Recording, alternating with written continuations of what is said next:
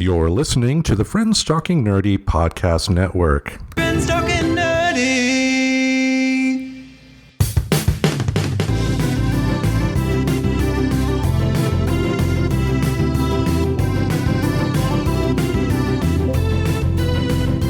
If your friends are nerdy and you are nerdy too, I want to talk to you.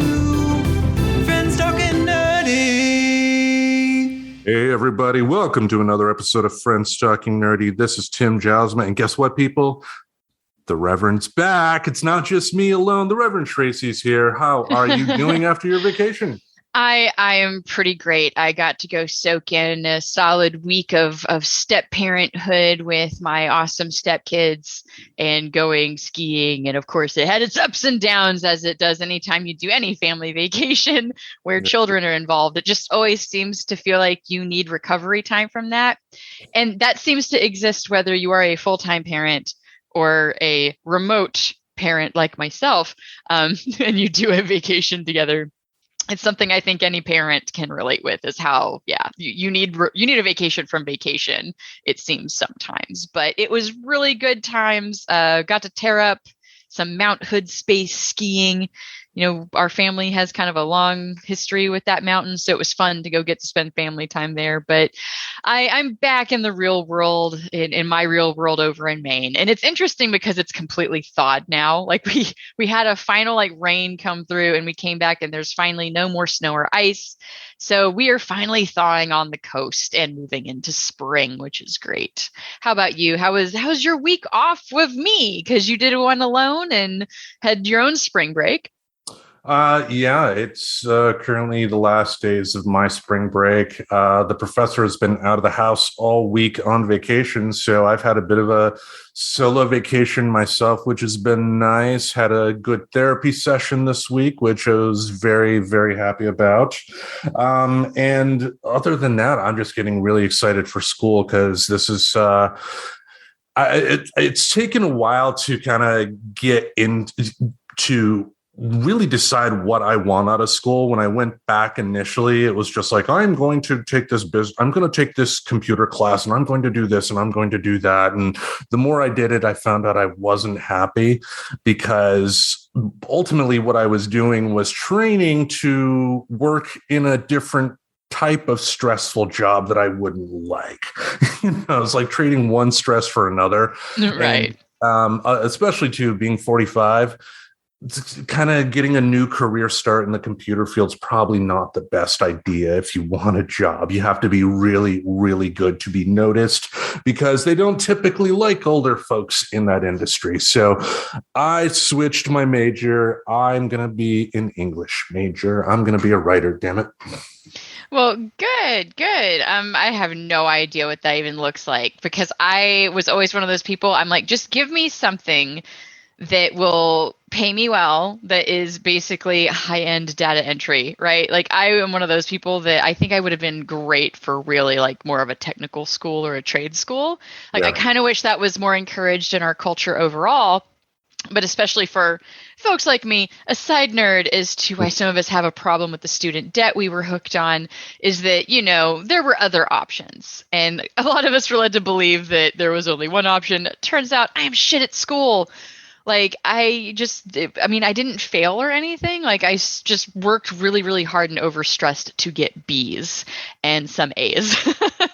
So, and that's better than a lot of people can do. But, it does, I guess that's where it's like I kind of fell into the accounting thing for a little while. But now I just, work in offices part-time and I'm very happy with that.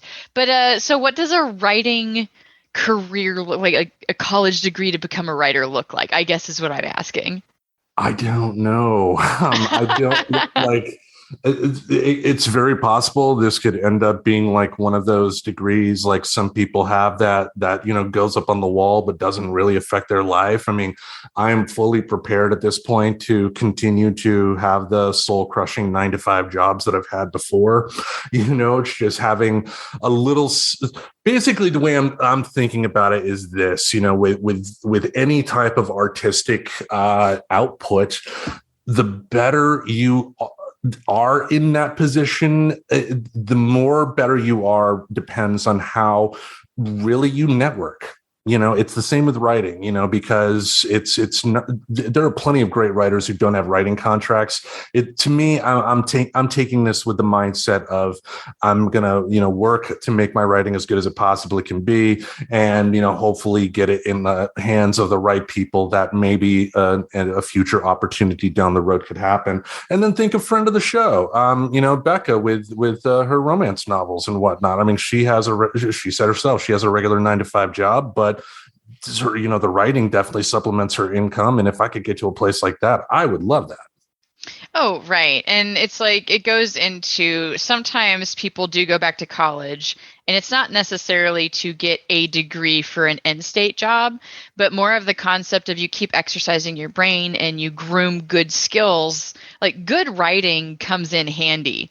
Right? Like that's easy to argue. Even if you're doing something like, say, you decide to get into a more email-based customer service job, being able to write well does translate to that. And a lot of those technical jobs also want you to do things like, do some form of technical writing where you're writing manuals. So being able to write succinctly, which is some of the skills you end up learning in, some writing classes. Because, I had to take like some of the 101s at the beginning of the college curriculum when you're just taking your general studies. You have to do a little bit of everything, just like high school 2.0, which was so confusing to me when I went to college. Like I was expecting like, okay, well, I'm going to go for this. So all of my classes are going to be this related. And that was not at all how that worked. I still had to take algebra and more math shit. Like, even though it's like, wait a second, I thought you said like college was the focused thing, because this just feels like expensive high school. And that's ridiculous too, because they, hype you on this fact that you need the best education. You need to go to the best colleges, when most people could save themselves a lot of money if they do want the long-term college by knocking out the cheap classes at a community college level. Oh, exactamundo. And then it just goes back to like, not everything needs to be college, right? Like you can have a really, really good paying like labor job or technical job and still have like ability to follow your passions after the fact, which is kind of more, it's like you're saying you might be in some job that's just good enough to pay your bills. But, you can follow your passion on the side too. And I think that's like a cool way to think about it. Like I've just met so many of like the struggling artists. And I'm not saying that I think they deserve it at all. I just understand it is very hard to like live a comfortable lifestyle, like while being 100% committed to art. So really just having a job that can appreciate the work-life balance, I think is good enough for me. Like my job doesn't need to be my passion in life, I guess is what I'm saying. Yeah, ultimately, you wouldn't want to be into a spot where you're taking money from an employer, and then let's say something bad happens, like you have somebody walk up to you and slap you in the face while you're on the job. It's kind of like our topic today. We're going to talk about the slap heard around the world. Yes, guys, I have no idea like when the last time I actually cared about any of these shows, by the way, because Tim's smiling and nodding. I don't watch the Oscars, Grammys, whatsy fuckies, YouTubies. It's the point where I disengage. I just don't care as much. And I'm not saying it's wrong for people too. This is just so funny that I heard about this listening to my 15-minute news cycle thing I like to listen to on the way to work, so I could just kind of be abreast of what's going on in the world. This came up on my news thing of what's going on in the world. That is how important we decided this was. Yeah. So it shocked me to hear that this had happened, really. Yeah, for folks that don't know, at the Oscars ceremony, Chris Rock was on stage giving a monologue, and at one point during the monologue, he made a joke about Jada Pinkett Smith. He saw her in the audience and goes, "Jada, G.I. Jane 2, can't wait to see it." Something along those lines. And apparently that got Jada Pinkett Smith's husband, Will Smith, upset. And Will Smith, on live national worldwide television, walked up on stage and slapped the shit out of Chris Rock. And I was kind of in the same boat. Like I haven't watched the Oscars in years. I'm not an awards ceremony person anyway. For as much as I love movies, I loathe the Oscars because they celebrate the types of movies that 9 times out of 10 are ones I would consider pretentious. There are good ones. There are definitely good ones that get recognition, but just they celebrate the types of movies that I don't really like. So I don't watch it. So when I saw it happen on social media, when people were reacting to it, I was like, initially thought that it was just part of the show. I thought maybe, they were going for like a Jerry Lawler, Andy Kaufman type of thing on Letterman, Right. Like there was a lot of people that seemed to react that way at first. And because again, it goes into, I heard this I listened to, I think it's Up First on NPR. Like that's something they do every morning is they put together like this 15-minute high-end thing. They don't go super into details. So it's just kind of funny. Learned about it there. I didn't get to watch it until much later in the evening. The Mr. Reverend it came across his little Google feed too that this had happened. So he had seen the visual of it, but had not heard the audio with it as it was released from whoever was close enough to actually capture what Will Smith said. So I guess once that came out, it became very much accepted this was not staged. This was very much a genuine reaction from Will Smith to go up and, as Chris Rock so eloquently put it, slap the shit out of him. Mm-hmm. And it's just interesting. And it goes back to I didn't super follow a lot of the minutia and little details. After, I guess apparently they did try to ask Will Smith to leave, and he didn't. It's conflicting on what's happened, because after the slap, the Academy put out a statement after the fact stating that, after the slap that they had asked Will Smith, point blank, you need to leave. And according to them, he said he would not. However, there was an article in Variety stating that that wasn't exactly the case. Will Smith heard he heard from some people that they wanted him to leave, and he heard from other people that they wanted him to stay, which if that is the case, I can understand why, if that were me, I probably would, stay in my seat until I had, somebody definitively say, you need to go. They did have, Whoopi Goldberg, for instance, is on the Academy board, for instance, and on The View, she did talk about some of the logic behind some of the stuff that happened after the fact. Like one question a lot of people had was that why wasn't there any security to kind of drag him off? And according to Whoopi Goldberg, the reason they did not do that is that they didn't want the television cameras to capture Will Smith being dragged off by security. Which I kind of, as a producer, I can get why you would want to be hesitant on doing that. But there's one aspect here to this that I don't think people are really talking about, and that's the legal aspect. I mean, they've commented on, on Chris Rock not pressing any charges against Will Smith. What they're not talking about is Chris Rock could still sue the Academy, because Chris Rock was taking a paycheck from the Academy and he got injured while on the job. Right. And that's where it's kind of interesting, because so far, Chris Rock does not seem interested in pressing any charges over this. And I'm sure you'll go into it as well. There was a screenshot that has at least been shared enough that it came across, Tim and then myself, of a supposed response from Chris Rock on this. But I guess since trying to look into it himself, Tim couldn't really confirm that this was said. But if it is true, which I'd like to think it is, that he wants to take a minute and kind of think about the whole thing and unpack it, I kind of get that. Now, it was kind of announced pretty early that he didn't intend on pressing charges against Will Smith. And I think that would have been the natural knee-jerk reaction. Right, blame the person in front of you that actually hit you instead of suing the Academy. So I'm not sure it would make sense even think of the publicist's opinion on that one for Chris, right?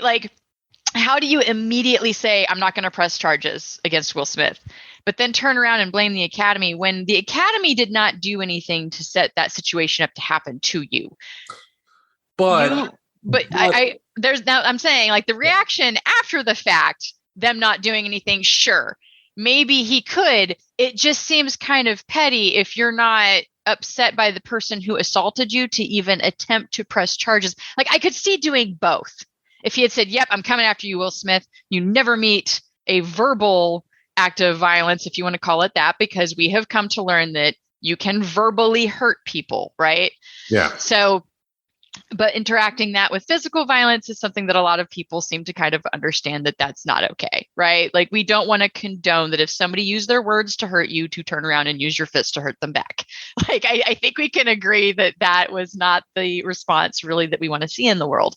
But, you know, it's just interesting to me if he were to decide to try to press charges against the academy when it doesn't sound like he even insisted that Will leave at any point. Like I would think he would have had opportunity to communicate if he had a strong feeling that they need to intervene.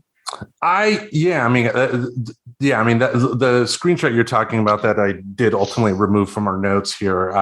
Like you mentioned, I couldn't confirm whether he actually said that. And then, after the ceremony, at some point this week, he had a concert in Boston, at which point, he publicly stated, he was still trying to wrap his head around everything. And that he would definitely talk about it later. Like as far as the police situation, I think one thing to consider too, I think is also culturally, he probably would be really hesitant upon calling about involving the police with another person, especially another black man, with how ridiculous the police can be, especially in Los Angeles. So I can definitely get the hesitancy there. But me personally, and I'm not saying you said this, I wouldn't think it would be hypocritical, I guess, if he chose to only go after the academy, because it's somewhat of a different situation. It would be about how they reacted after the fact, because the big problem a lot of people are having with this is the fact that Will Smith was not only able to do this, but that he was able to stay in his seat for 45 minutes afterwards. The category that Chris Rock was introducing, the documentary category, like after the winner was announced, it was Questlove's movie, The Summer of Soul, which if you have not seen it, one hell of a good movie. And it is an absolute crime that this situation is clouded that movie, because it deserved it. But just, it was insane. Oh, absolutely. I mean, I do want to kind of throw out there that I have kind of read and taken in some arguments that they hate that this happened because it's overshadowing like some very historical firsts of winners. I believe one was the first deaf winner. And then we also, actor, I believe, yeah. Yes, and then we also had somebody from the LGBTQ community. I am not knowing these things to disparage anybody. This is just how little I follow it. But I did hear that it took away the spotlight. But what's funny is I don't think it would be talked about either. Like if this Will Smith thing didn't happen, I think the people who are talking about the Will Smith slap thing weren't going to ever really be receptive to the news of those firsts anyway. Does that make sense? Like, I think this is like dipped in. This is the one thing that appealed to people en masse that happened at this thing. And I mean, really, in a way, it's probably accidentally exposed more people to these. Because it's like, well, you heard about the Will Smith slap, but you didn't even hear about this. Whereas otherwise, they probably wouldn't have even talked about the Oscars.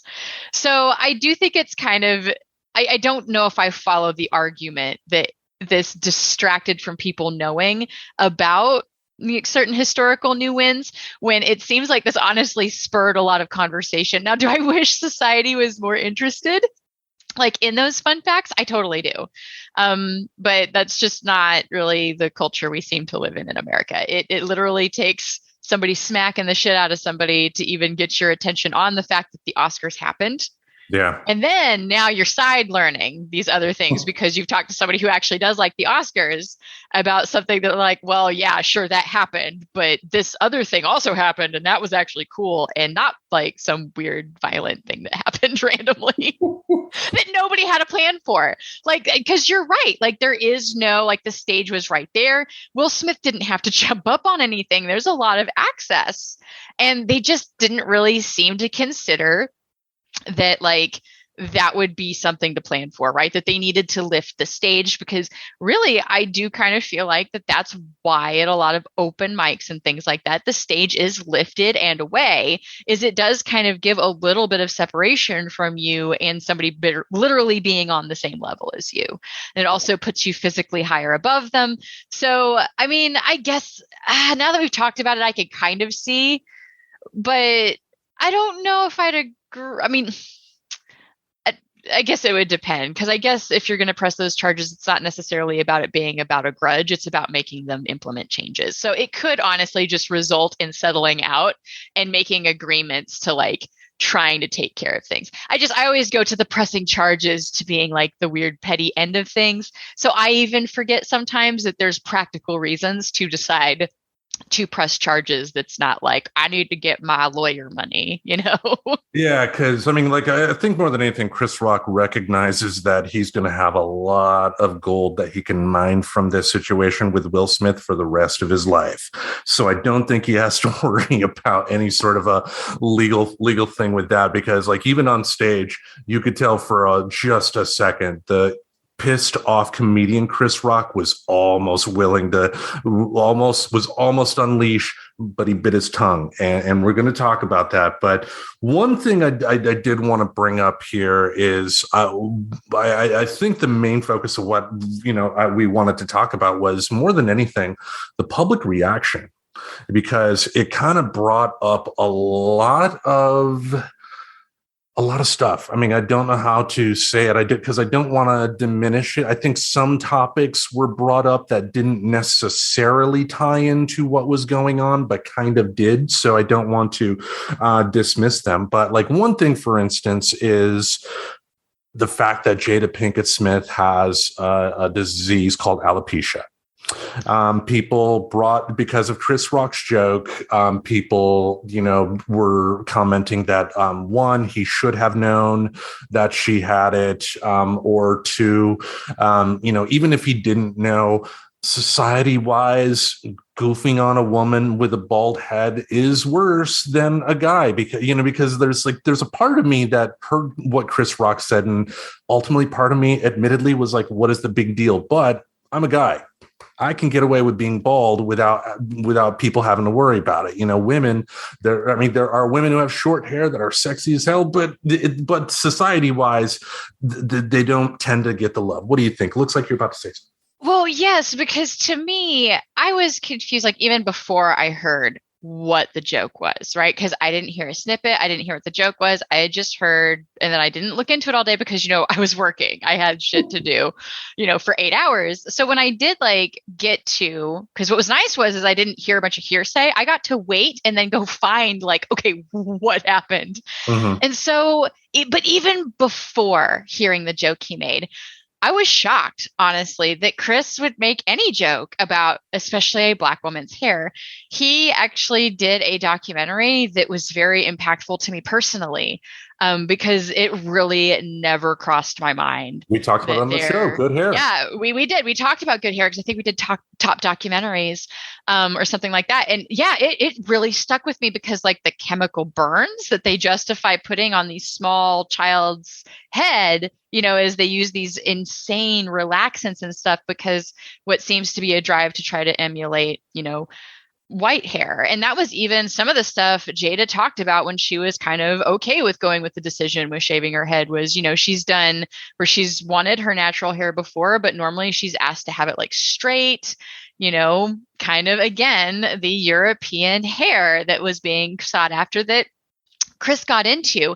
And part of what was so memorable about it was he talked about wanting this discussion out there because he's got daughters and he doesn't necessarily want them to have to go through some of the stuff that seems somewhat barbaric Yeah. And there was like pictures of like some of the scalp burns and things like that. So even though under either reality, right? Because either Chris knew that this was a medical condition or he did not. With me experiencing that part of him that taught me so much about Black hair culture, I just don't understand why he thought that was going to be a good joke ever. And I wish that there was enough people that joke would have just been booed out of the stadium.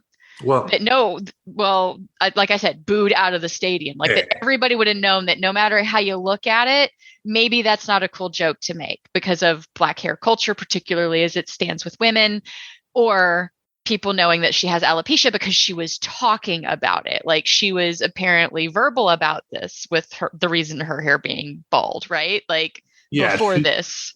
Yeah, she'd been open about it. I mean, she has like a Facebook TV show that she's won an Emmy for, and she's talked about it on there. And I mean, with Chris Rock, with the jokes that he had, it has been confirmed that particular joke was improvised. And also with it being improvised, I think he would be the first to publicly say, the joke itself was not really that good. It was just like the first thing he latched onto, and it's like a common thing too. Like, I joked around, hey, you're just like that movie that we all know. It's lazy in a way what he did, and when he said the joke, the audience did react with some boos. Yeah. Okay. So that maybe wasn't as caught in the video I saw. Yeah.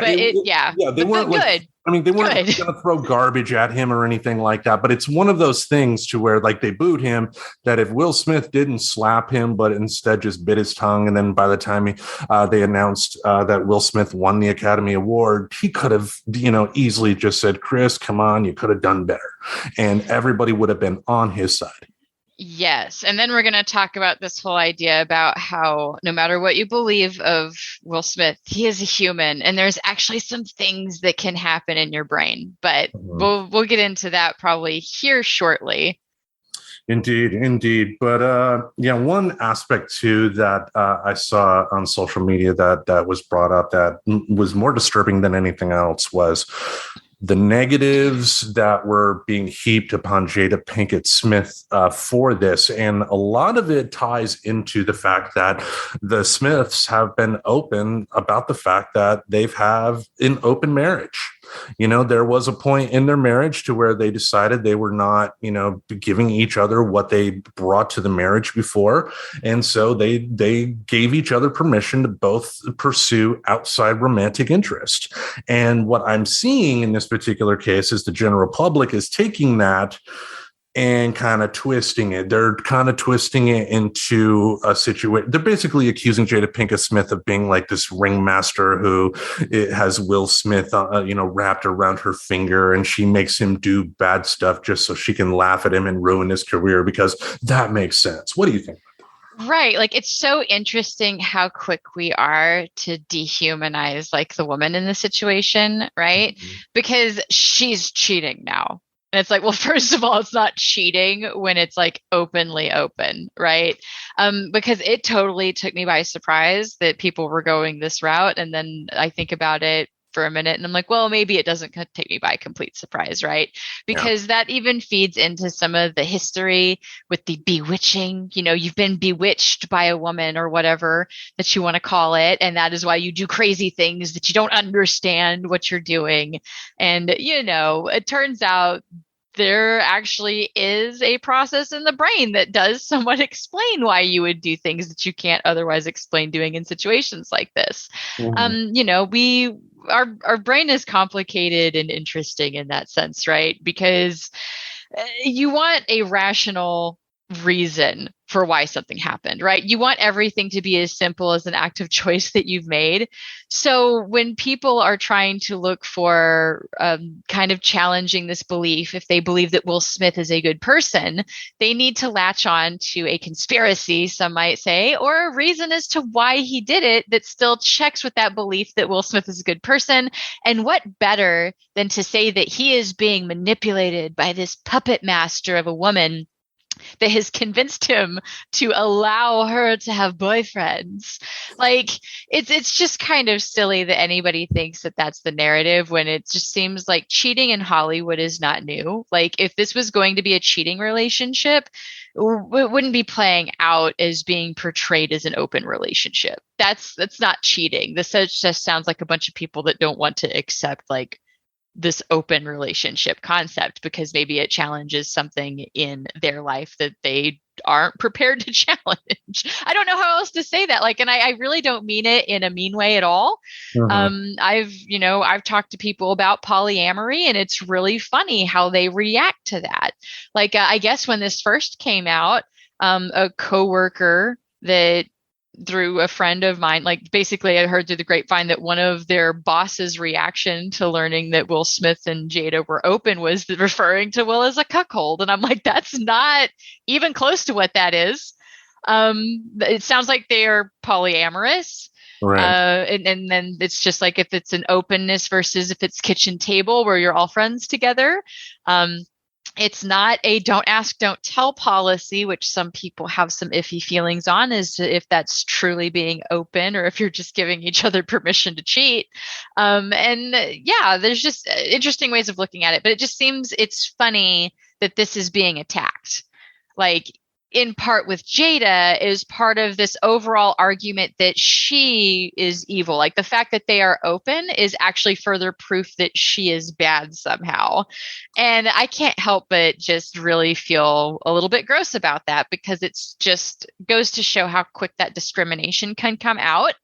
Like it doesn't take much to bring out that, to lift that veil of something that maybe you discriminate against in your mind. Yeah. Yeah, I mean, and some of the reactions too have been, they've been over the line. Let's put it that way. Because, like, for instance, before she was involved with Will Smith romantically, she was actually involved with Tupac Shakur. And, if anybody that knows the history of Tupac Shakur knows that tragically he was murdered in Las Vegas in '96. But the reason I'm bringing that up is that, like, some of the memes I saw online, there were like there was one I saw where they had like her picture and then they had words stating like, Tupac would have shot him. Like stuff like that. And it's just like, why do you have to go that far? Why do you have to insult the memory of Tupac Shakur? Why do you have to bring up, her dead lover? I mean, because like if there are plenty of people on this world who had a love of their life who tragically passed away, and then they ended up meeting somebody else who was also a great love of their life. But are you seriously going to badmouth that person for still holding feelings for a love that died in the past? Like, that is ridiculous, and just it does blow my mind, the reaction that they're getting, because again, they have both been very open about the fact that they had this conversation, and before anybody did anything romantically with anybody else, they both said, this is what is right for us. How can you insult people in any sort of a relationship that are openly communicating and doing what is best for them? Because that counteracts that interesting fantasy we seem to like to hold on to in our culture, that somehow your true soulmate is something that you don't need to over communicate with because they are somehow perfect for you. And it's just kind of interesting to meet people who can't challenge that. And those tend to be some of the people that I feel like end up in those relationships that are so perfect at the beginning, and then they turn very tumultuous by the end of it, because they don't know how to communicate when some of the NRE wears out and you're not doing things exactly the same way you did 2 years ago. We just don't really seem to have a lot of people who are prepared to have difficult conversations with their partners. And I know when Mr. Reverend and I got together, that was a total price of admission level conversation. I just lost my monitors, so I'm just going to keep talking. I don't know if you can see me, but I'm just going to keep talking. But anyway, that was a total like price of admission situation for the Mr. Reverend and I. Was we need to have difficult conversations. Shocker, I've been through some things, and that maybe means that I need a high level of communication. And it's something that people have found off-putting. but I don't know. Like it seems to me where I need a lot, right? That I think most couples could kind of stand to have like a middle ground, like maybe not to the level that the Mr. Reverend and I like basically hold meetings and share all of our calendars and stuff. But, like it just seems like if some like a certain amount of that would be a lot healthier than what we seem to see in relationships these days. Yeah. And yeah, I mean, ultimately, people are ripping into the Smiths here when, as far as their relationship goes, I mean, they both have realized, the fact that there is no such thing as a soulmate. It's great when you can meet that person, in elementary school and then end up, marrying them and then live with them to the end of your days. But that's not reality for most people. Most people do, have stages to where they're in love with one person and then over time that fades away and then you meet up with somebody else because that's life. Right. And I think like there's some core things you can look for. And hopefully that means that your relationship can last like a really, really long time. That goes back into the high level of communication for me to be willing to live with somebody again was no, I know I need this. I'm not going to continue to move in with people and then have this awkward situation in my life where I don't know where I'm living anymore suddenly. I had that happen one too many times and I was done with it. So for me to be willing to do that, I'm like, no, really, I need like a high level to be, what I would consider a nesting partner, somebody that I'm willing to live with is a nesting partner. And it's like, no, like I'll still date you. Just don't have this expectation that I'm going to move in with you unless these things can be met, which is interesting because that has played out in both good ways and kind of, bad ways in those dating times of my life. And that's why it's like, yeah, but I'm still taking a break from dating. Like I am so proud that like people that are famous, like even bother, because that's got to be so complicated that I don't even want to think about that. Like being famous and polyamorous.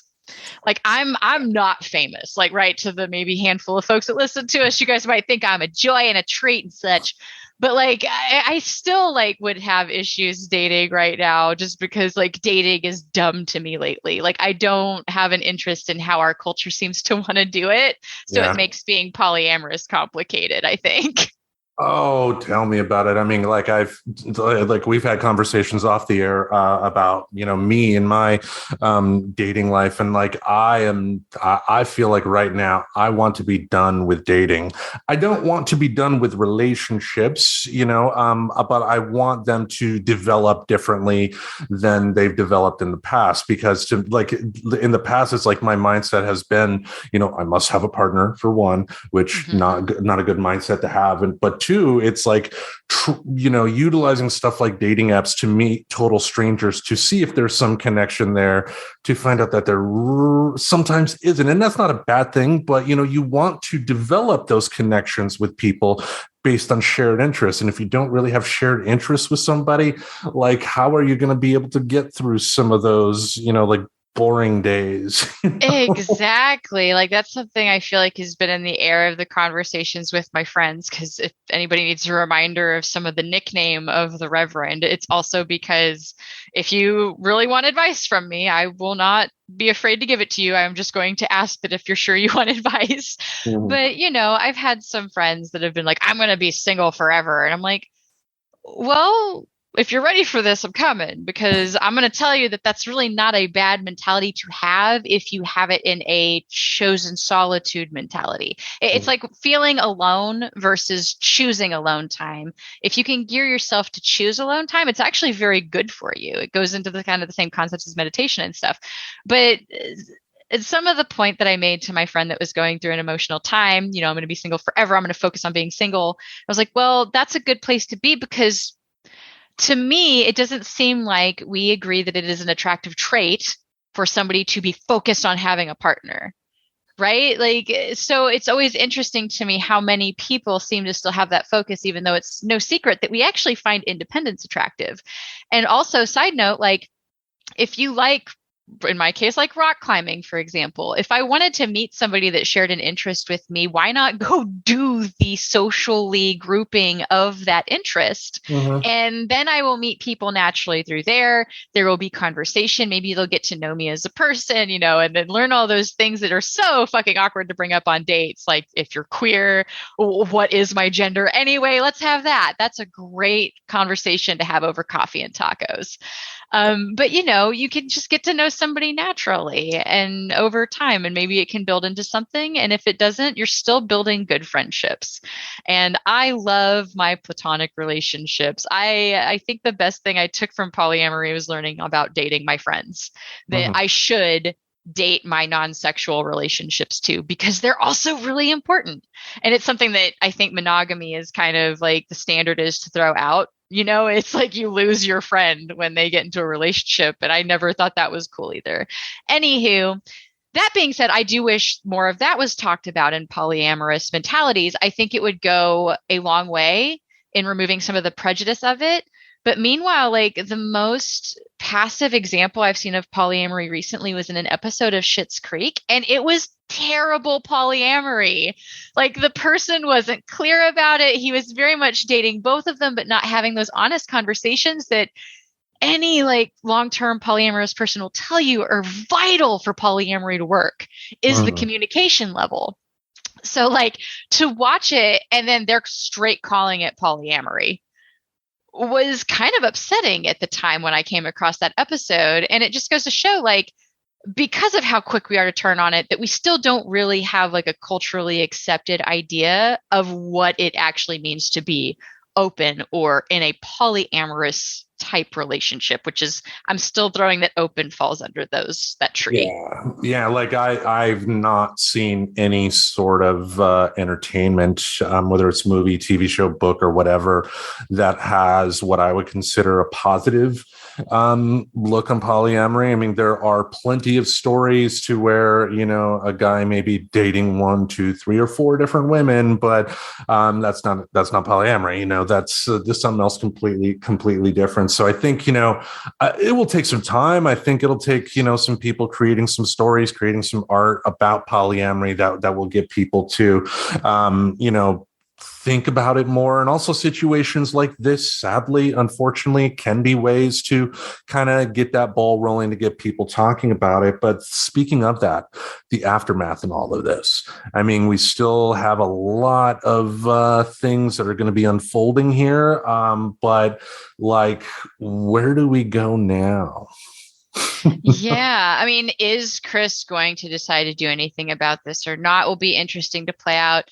So far, I have found watching the interaction between these two men to be far more interesting than any drama anybody else is trying to make out of it, right? Like, because really blaming Jada Pinkett is a total fabrication, because Chris isn't blaming Jada and Will isn't blaming Jada. So with that not existing, I'm just going to go and say that is not a relevant argument to this.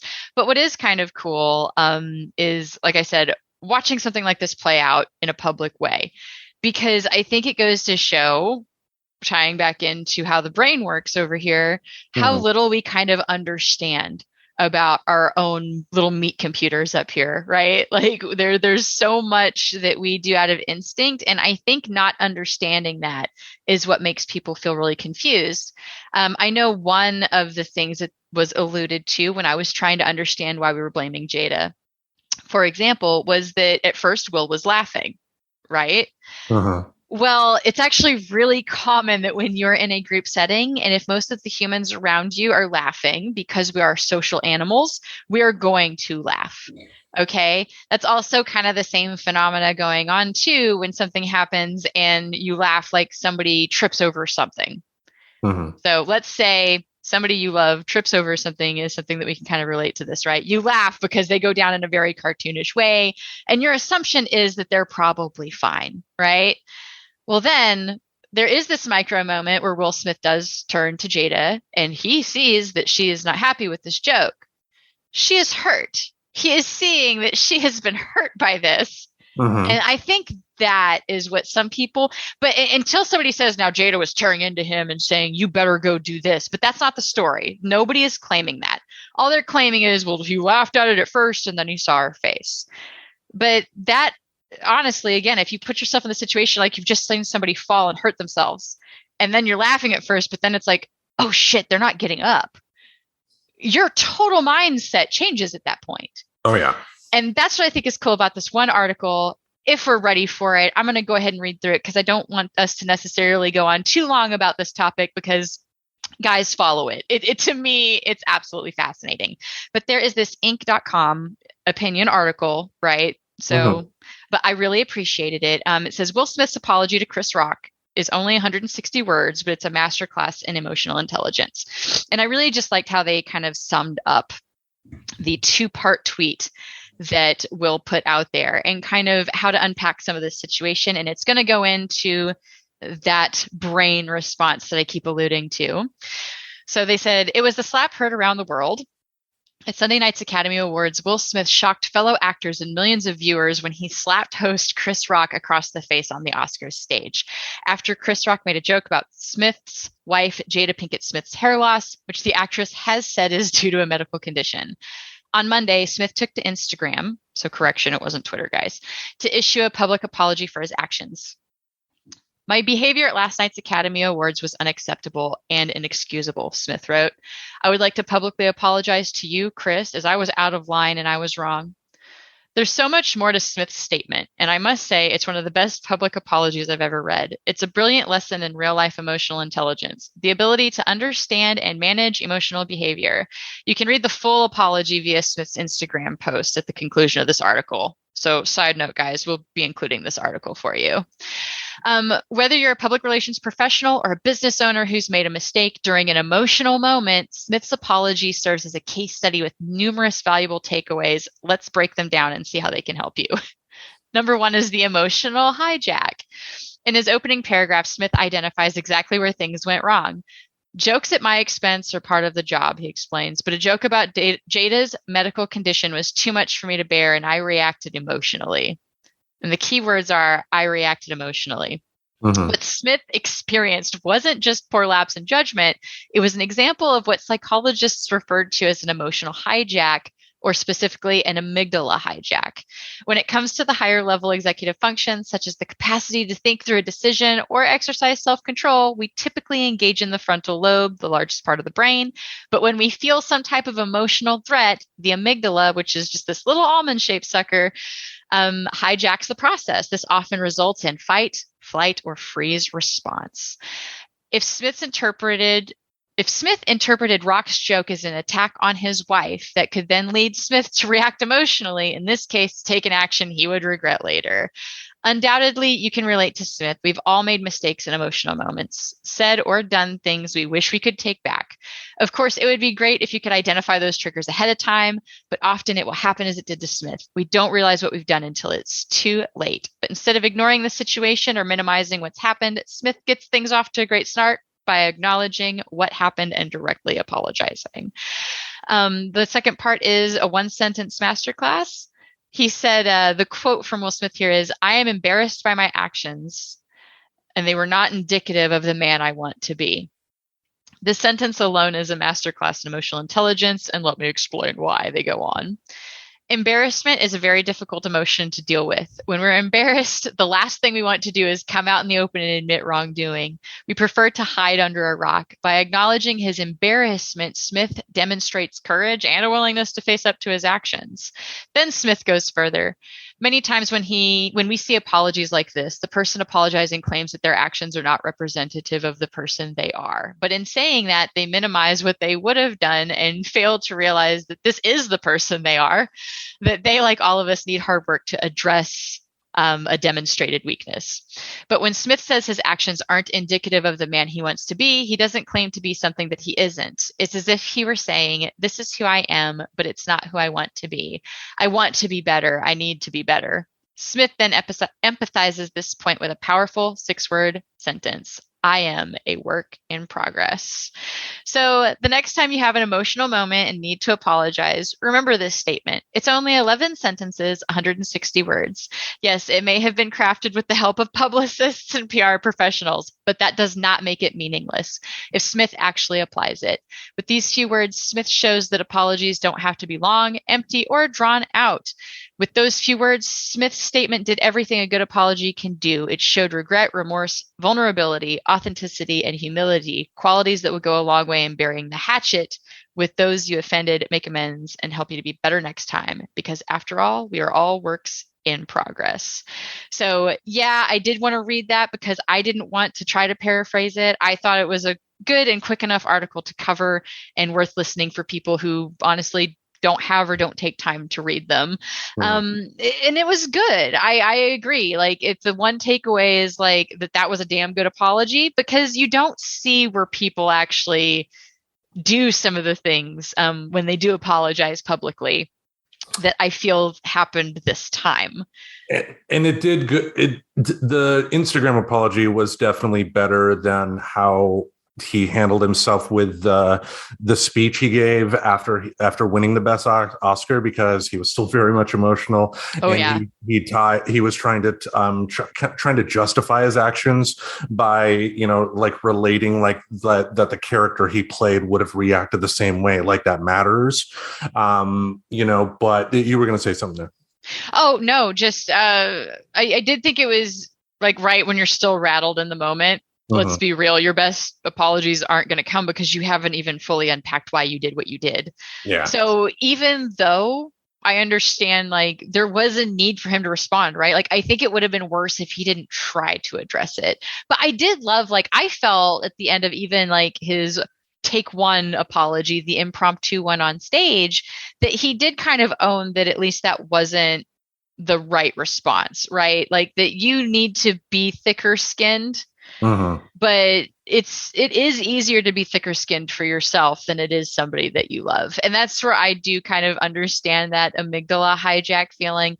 I felt it as somebody who loves people deeply myself, particularly I've got stepkids in my life that we have joked that I've turned into a total mama bear about sometimes, like with situations. So I do understand the amygdala hijackness of, like, where I would have necessarily not dealt with it that way if it were about me. But when it's about somebody that you feel love and protection over, it can be a slippery slope. Now, I do want to throw out there, Jada does not need Will to stand up for her. And that doesn't necessarily mean that Will felt like he needed to either. Right? Because I could see that being taken as like, well, you don't need to stand up for her. It's like, but I also do understand that loving reaction to you hurt somebody that I cared about. And he did seem kind of rattled and mortified that he took it to a physical level. And I can't say for sure, right? Because we're not in his head. We don't know why he's still crying in that moment. He could simply be embarrassed, but I can see being mortified if the amygdala hijacking is what in fact spurred that irrational thing, because I do really agree with the article in the sense of, if you're honest with yourself, you've experienced the amygdala hijack. Yeah. I think the thing people need to keep in mind is this, like, when it comes to celebrities, what you see on the television or the movie screen 9 times out of 10 is a manufactured image. Just because you see a celebrity reacting in certain ways doesn't mean that's the way they were, that's the way they are in real life. Just ask O.J. Simpson. I remember and you may laugh now, but I remember how OJ was treated before the world came to know what type of person he was through his trial. I mean, nobody said anything bad about it. And look how Bill Cosby was treated for many years, for goodness sake. He was treated like a god. Having said that, when it comes to celebrities, though, the celebrities that do mess up more often than not will have stories told about them. I've brought up Alec Baldwin before, a great actor, but kind of an asshole and has a reputation for being an asshole. Will Smith doesn't really have that reputation. When you hear stories about him, I mean, you can talk about how he may be a little too calculated as an actor, but it's a business. Why is that a bad thing? Right. But also too, you do hear stories about how like for the King Richard movie, because it debuted in a weird way, not only in theaters but same day on HBO Max as well. A lot of the money that people were set to make on that, they were not able to, because it was dependent on box office, the performance at the box office. But Will Smith personally paid those people out of his own pocket, and that's not the first time I've heard that. So you gotta, this is just overall, just, you got to keep in mind, you don't know these people, for one, but two, for someone at his level of professionalism, he has worked years and years and years to get to that moment to win the Oscar. For him to do something like this, something was going on, and I hope he's okay. More than anything. Right. I mean, and it still goes back to, I feel like there is more evidence that Will Smith is generally kind of a good dude. Mm-hmm. And that's where I kind of lean towards, I think this is a legitimate case of the amygdala hijack, the emotional hijack. I think we just happen to see this, but a lot of people maybe don't know what this is. But it's interesting, right? Because we've seen it. It's a phenomena that when we think about it, we can all relate to, but yet we still have to really cling to like other reasons for why. That I find that so fascinating about this too. And then I also did want to point out, by the way, that where Will Smith is getting some of the credit for being emotionally intelligent, I want to throw it out there that Chris Rock actually handled this in a pretty phenomenal way too. First of all, he named it to tame it. Live on stage, like that flash where I even saw his face, like, oh, he almost didn't do that. It looked like, and I get that, because really your choice between a reaction and a response is training yourself to respond to your triggers faster than you react to them. Yeah. And you have to do that to a point in stand-up comedy. It's an improv skill. It all serves all of that. So it just goes to show, like, whether he has decided to devote for personal improvement reasons or just being that professional of a comedian, he handled getting the shit slapped out of him really well. And he seems to even kind of be accepting that there is more to think about than I told a joke and I got slapped for a joke. Because he hasn't said anything yet, I do like to think that he is displaying that emotional intelligence of taking time to unpack of, well, maybe this isn't a joke that I should have made. And I almost feel like this is playing out in the sense where the whole situation shouldn't have happened. No. But it did happen. Chris Rock thought, in the height of adrenaline or whatever, that a joke that I have reason to believe that otherwise he would have known is not a good joke to make. It goes back into how our brain reacts in situations, right? Because if you're saying that was an off the cuff moment, that goes against some things that I feel like he believes. So I get have you ever made a stupid joke because you thought it was going to be hilarious because everybody was laughing at you? Like, even Big Mouth has made fun of moments like that where you think you're hilarious and then you say that one sentence that suddenly nobody thinks you're fucking funny anymore.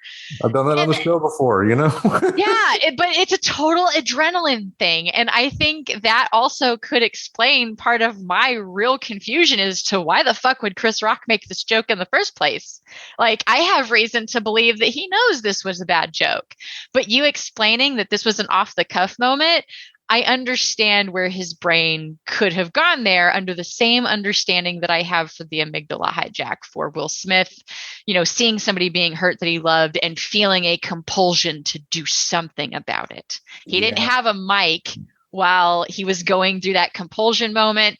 So unfortunately, that is how that compulsion moment broke out right now. I wonder if that had played differently if he'd had the ability to quip back. You know what I mean? Like, if it had happened to be a joke while he was on stage versus being next to him. But those are all like what ifs. I just think it's an absolutely fascinating thing that we got to see play out. And it goes to that psychological nerd out level that I like to do, where it's like, oh, we just saw this and everybody's making it about something else. Got it. And I mean, it'll be interesting to see what happens from here, because I think depending on what actually happened after he slapped Chris Rock, if the Academy did tell him to leave and he did not, Will Smith could be looking at like expulsion from the Academy, which ultimately it boils down to this. He's still going to be able to work in movies. That's not the issue. But if he ever wants to think about getting an Academy Award again, good luck.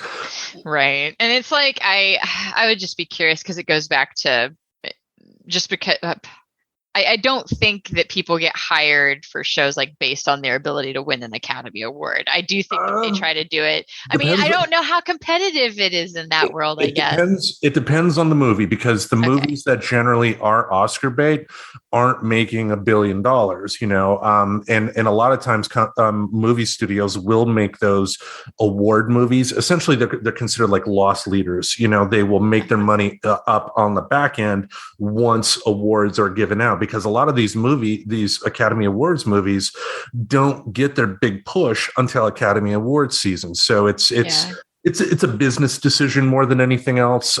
You know, like at this point, you know, like if he is expelled from the Academy, for instance, you know, like would it make sense for him to work in a lower budget movie that would normally go for an Academy Award? It wouldn't at that point, because what would be the point?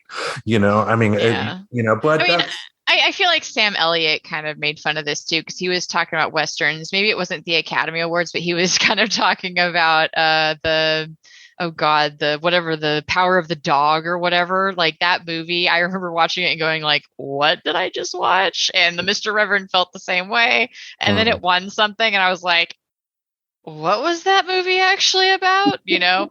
So I think Sam Elliott kind of pointed out like some of the stuff with Westerns and some of the problems like with that one. But yeah, so it's interesting. I just don't know how much it's going to affect Will Smith long term. I don't think it will. I do want to keep following how this ends up playing out. So we'll probably share some stuff on the Facebook page or the Reddit if I ever remember how to post things there and interact on the world. I got a detox from Facebook, I think. The metaverse. Yeah. If I could be off Facebook too, I would do it, but that's a different story for a different day. And like you mentioned, we will definitely talk about this situation again at some point, because you know, we're going to have some more updates about this. I would love to hear you know, more. I expect Chris Rock will probably have something to say on a special. I do, you know, and also too, I think what we're going to see here within a month, we'll see Will Smith doing like a big interview to where he'll talk about stress and he'll be apologizing or whatever. And then after that, we'll probably see like a Saturday Night Live gag where Chris Rock is hosting and then Will Smith joins him and then they laugh about it. Right. Oh, totally. And that's where I think a lot of this could go. I am so curious to see how Chris Rock ultimately chooses to respond out of all of this. It's going to be funny. It's going to just kind of make or break how we remember this going down, I think. Indeed. But I think we will wrap it up here unless you had any other closing words. Oh, no, I'm done rambling. We're good. Just wrap it up. All right. Well, thank you all for listening to another episode of Friends Talking Nerdy. We hope you enjoyed the show. Join us here each Saturday in this podcast space, and we will do our best to entertain your ear holes. Until we meet again, we bid you adieu. It costs extra to entertain your other holes. Hey now. Yo. All right. I'll edit that later. Subscribe to Friends Talking Nerdy on iTunes, the Google Play Music Store, as well as Spotify. Remember to support Friends Talking Nerdy on Patreon. Goodbye, darling.